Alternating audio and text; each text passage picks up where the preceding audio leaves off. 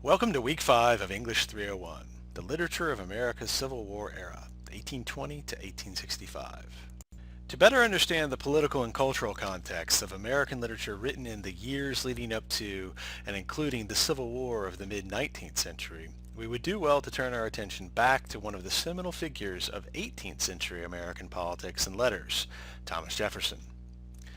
The opening selection from Jefferson's Notes on the State of Virginia is a passage that many of his admirers would prefer to avoid, and 20th century textbooks featuring his work commonly left it out.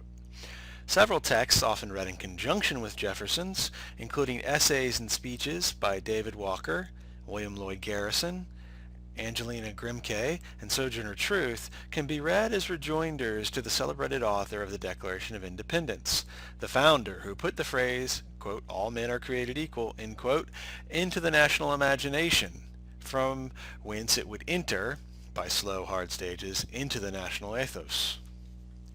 It is important to remember that Jefferson's original draft of the Declaration of Independence does address the question of the slave trade in America, placing the blame for it on King George III, despite the fact that Jefferson himself owned slaves, though that passage was ultimately stricken from the final draft, which was edited by a committee of those men who would come to be known as Founding Fathers, but who could not agree to include the passage in question in the draft of the Declaration ultimately signed by 56 of the delegates to the Second Continental Congress in Philadelphia. That is, the draft that would be delivered to King George III, published and historically regarded as the document with which the new American nation was born.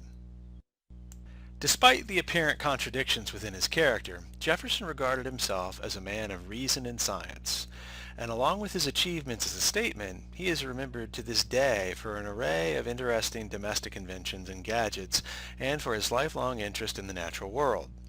The opening paragraph of this excerpt from his Notes on the State of Virginia is extraordinarily long, almost relentless. Why doesn't he pause or break up the prose as he does in the Declaration of Independence? Do you see relentless scientific exposition or argumentation here, or some other rhetorical strategy at work? Where, in your view, are Jefferson's grossest lapses in logic, observation, and basic knowledge of the world? And how is language used here in an attempt to maneuver past these weaknesses? This portrait of Jefferson by Charles Wilson Peale currently hangs in the U.S. Department of State building in Washington, D.C. It was painted sometime in the 1790s. In his appeal, Walker directly engages with things that Jefferson wrote in Notes on the State of Virginia and the Declaration of Independence. Walker is anything but subtle in his critique of Jefferson, and we can see in the excerpt on this slide that Walker availed himself of typography as well as rhetoric to launch his attack on American hypocrisy. Consider Walker's use of exclamation points, italics, and capitalization to get across his message. Why does he do this? How does the typography complement the rhetoric of his critique? Does it seem like Walker is attempting to reproduce vocal cadences in his use of typography? Is he trying to make his text shout? Pictured here is the masthead of The Liberator, William Lloyd Garrison's anti-slavery newspaper. Garrison's name was synonymous with abolitionism throughout the antebellum period. Garrison, like Walker, invokes the Declaration of Independence. How are the two men similar in their use of this founding document to criticize slavery? Are there any differences in their approach, given that one is white, Garrison, and the other, Walker, is African American? Much of Grimke's appeal to the Christian women of the South is concerned with refuting biblical justifications for slavery. How effective is she in shooting down the idea that the Bible condones racial slavery? Grimke spends a great deal of time using evidence from the Bible itself to make her argument. Is the Bible the only grounding for her counterargument? To what else does she appeal in her efforts to deny slaveholders their biblical claim? The shortest passage in this series is Sojourner Truth's complete speech at the Women's Rights Convention in Akron, Ohio in 1851. This speech is transcribed because the speaker never learned to write. What does Sojourner Truth accomplish in this brief address? How does she avail herself of repetition and invective to drive home her point? A photograph of Sojourner Truth, circa 1870, is from the National Portrait Gallery in the Smithsonian Institution. Slavery was a ubiquitous presence in the antebellum United States, as this 1863 broadside of a slave sale makes evident. Broadsides such as this would have dotted urban and rural areas alike.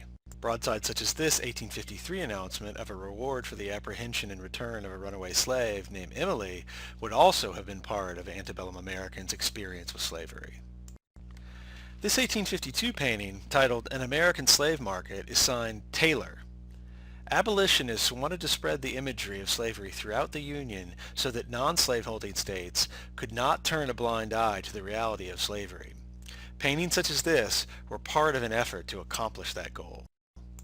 In contrast to abolitionists who wanted to spread the shocking imagery of the slave trade throughout the United States, were those artists who viewed slavery as innocuous and picturesque.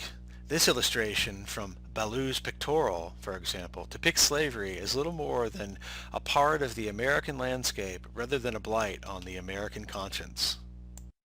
One of the most iconic abolitionist images is this illustration of a male slave in chains asking, quote, "Am I not a man and a brother?" end quote. An accompanying image of a female slave in chains asking, quote, "Am I not a woman and a sister?" end quote, also circulated widely.